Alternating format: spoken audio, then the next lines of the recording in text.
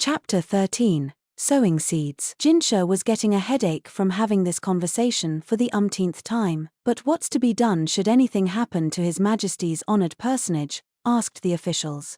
It sounded like a question, but they were really looking for confirmation. Exactly what answer they wanted from Gingsha depended on their position. Some sought to set Gingsha up as crown prince, others didn't. Some were trying to judge which camp they should join. Now it was lunchtime, and things were finally quiet. The flow of people and paperwork had stopped. "You've got to do something about this." "I'm afraid I can't, sir." The voice came from behind a dividing screen. As ever, Bayu was avoiding everyone else as he did his work. The officials who came calling would never have suspected he was behind that curtain. Thanks to which, he at least could continue working away no matter who showed up. "This is making me want to hide," said Basin, looking just as bothered as Gingsha. He attended Gingsha as his aide and bodyguard, but diplomacy was not his strong suit. Gingsha was just happy he hadn't punched anybody yet. Gingsha noticed that the number of officials who asked him prying questions decreased drastically if Basin was glaring at them. It suggested they took Gingsha himself rather lightly. Was it because of all those years he'd spent pretending to be a eunuch? Or did he need to put on a more forceful front? "Perhaps I need a few more of these," Gingsha said, scratching the scar on his cheek with a finger. Some more scars might help turn his jewel-like visage into something more intimidating. "You're not thinking about doing anything you shouldn't, are you?" someone asked. Gingsha put an end to his ruminations by looking at the source of the voice. It was Mame, who was preparing lunch. He had all three Ma siblings in one place today. On the table in front of him, Mame placed his lunch, something that was quick to eat. Gingsha had sometimes gone without lunch, but there was no winning against this older sister-like lady-in-waiting. No matter how busy he was, she would make sure he got a meal. He took a bite of some cubed meat tucked into some bread. It wasn't a very refined way of eating, but only his milk siblings were here, and he knew they wouldn't hold it against him. Most importantly, Mame had encouraged him to relax a little, at least at mealtimes. And her younger brothers were not about to go against what their older sister said. "If you might hear me out, then? I don't mind if you keep eating." Gingsha nodded wordlessly. Mame was a woman, and for that reason, there were certain jobs he could only entrust to her. There are currently 3 vacancies among His Majesty's 4 most favored consorts. But 2 of them appear likely to be filled soon. At the moment, there was only one upper consort, the wise consort Lihua. Bayu and Basin were men, making it difficult for them to get a good sense of exactly what was going on in the rear palace. Instead, Gingsha sometimes tasked Mame with reporting to him on the situation there. Gingsha had once overseen the rear palace, even if only for a few years.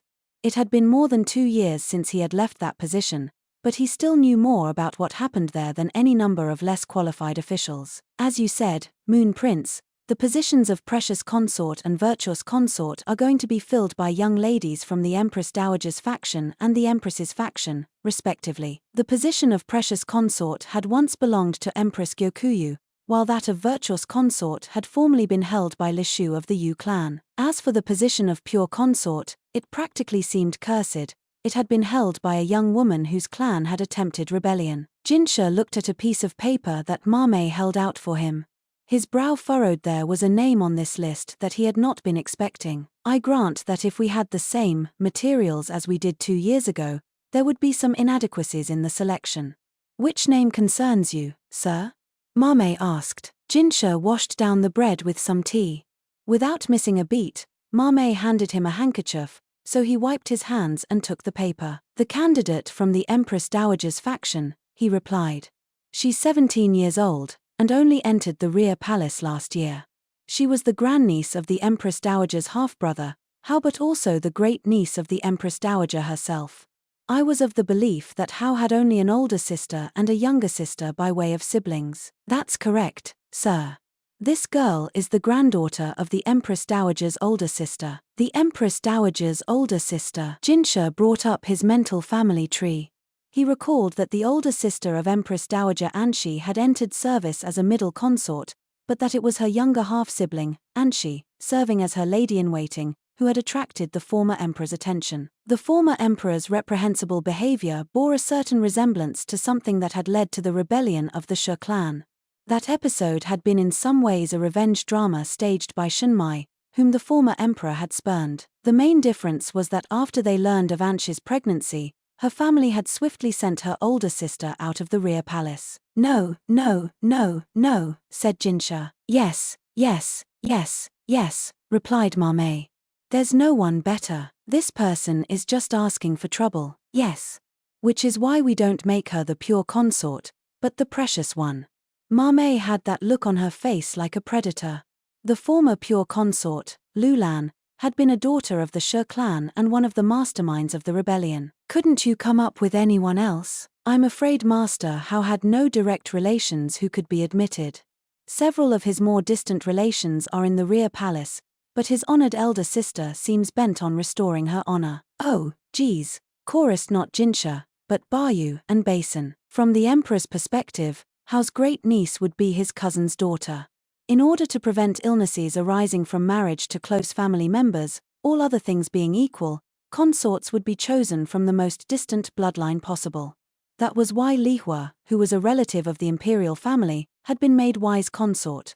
Although the four great ladies were all upper consorts, the wise consort ranked last among them. Jinshi doubted how realized such factors played a part in the selection of these women. She was persistent enough that even His Majesty was obliged to spend one night with her, Mame said. Jinshi narrowed his eyes and took a big bite of bread. This subject always made him feel awkward, despite the fact that during his time as a eunuch, he'd been in charge of preparing for these encounters. Basin looked down, a little embarrassed. He didn't know much about the rear palace, but he seemed to sense Gingsha's discomfort. This was a world where the map of power could shift depending on how many times the emperor had gone into the chambers of a woman from one faction or another. A young lady from the empress's faction was admitted to the rear palace at the same time and made a middle consort, Mame said. That, Gingsha already knew. He'd been contemplating what to do about exactly that. Since Gyokuyu's adopted daughter had ultimately wound up as one of Empress Gyokuyu's serving women, someone from their bloodline had to be admitted to the rear palace or it would have left a bad taste in their mouth. So instead, they had chosen to admit the child of one of Gyokuyu's other siblings. They decided the daughter of Dahai, Gyokuin's third son, was a particularly good choice. The girl was not consulted about whether she wanted this. It would be impossible to conduct politics if they had to worry about how she felt, but at the same time, Gingsha was aware that they were doing something terribly cruel. At times it tormented him, the thought of how awful a person he could be. His Majesty has visited her chamber as well, Mame reported. The emperor, Gingsha thought, was a very cunning man. He was thinking about what his ill health might later cause. He was thinking, Gingsha suspected, about how to make a soft landing for himself and his country if all should not go well. Was that not the same basis on which you yourself recommended high consorts, Moon Prince? Gingsha swallowed his food, hard. Yes. Of course. I simply thought. Well, his leaving nothing to chance, sowing his seeds like this. Sowing his seeds had two meanings. A middle consort visited by the emperor would be promoted to upper consort. Those outside the rear palace would most likely suspect her of being pregnant. Gingsha wasn't so sure about the empress's faction, but at least Hao, the head of the Empress Dowager's faction, was a relatively easy man to manipulate. They just needed him to jump to the conclusion that the girl was with child. With more game pieces among his relatives, his thinking would naturally change. I've already sent maids to each of the ladies, Mame said. Gingsha could only marvel at her thoroughness. Will they be able to fan the flames as necessary? It's not a matter of whether they'll be able to. They'll do it. Mame seemed uncommonly invested in the matter. We don't know whether the child will be a boy or girl. For that matter, we don't even know if she'll really get pregnant, Gingsha said. There are those who believe that the sex of the child is determined by the condition of the mother's womb. And I have it on good authority that at a drinking party, Hao claimed that the reason he has only sons and grandsons is because the pregnant women in his family eat only sour foods. Could that possibly be true? Gingsha asked. He would have to check with Maomao next time he saw her. But whatever, if that was enough to get Hao to change his thinking, then wonderful. I have a handful of other strategies in mind, Mame said. Good. Good. It was better than sitting and doing nothing. Nothing was what Gingsha could do about His Majesty's illness. The only thing within his power was to make sure the environment was as conducive as possible to treatment and healing.